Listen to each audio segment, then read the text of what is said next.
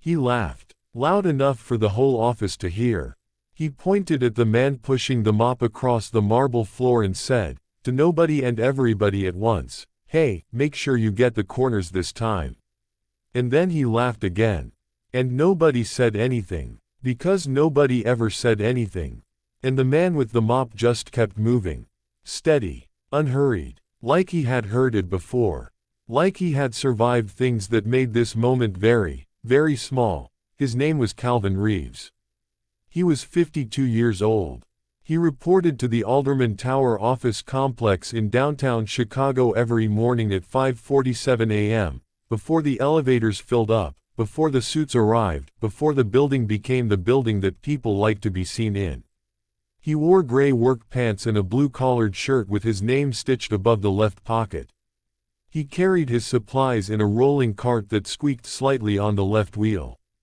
He knew every floor of that building the way a man knows a place he has spent years inside of: the cold draft near the 13th floor elevator bank, the bathroom on 7 that always needed extra attention on Mondays, the executive suite on the 22nd floor where the carpet was thick and the conversations were loud and nobody lowered their voice when the janitor was in the room. That was the thing about being invisible. People talked around you like you weren't there. Like the uniform made you furniture. Like the mop made you something less than a person who had thoughts and history and a life that existed outside of their field of vision. Calvin had worked at Alderman Tower for 3 years.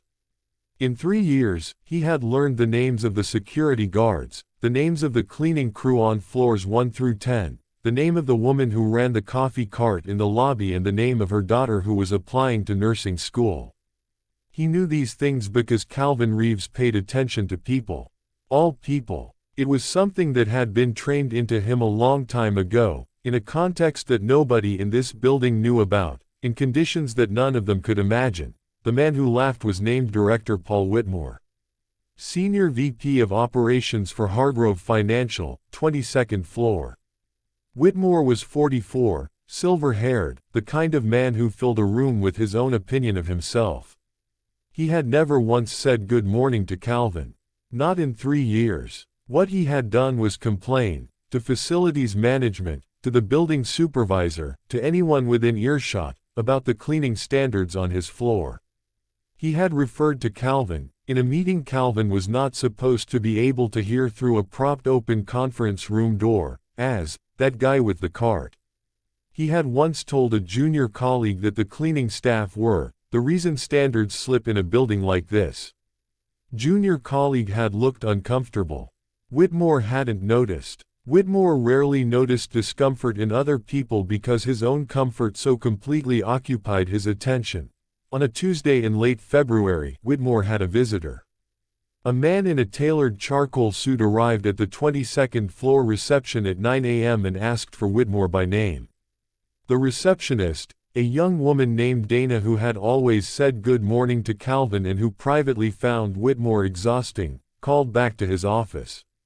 Whitmore came out, shook the visitor's hand, led him down the hall toward the conference room. They passed Calvin, who was moving along the hallway wall with his cart, attending to a scuff mark near the baseboard.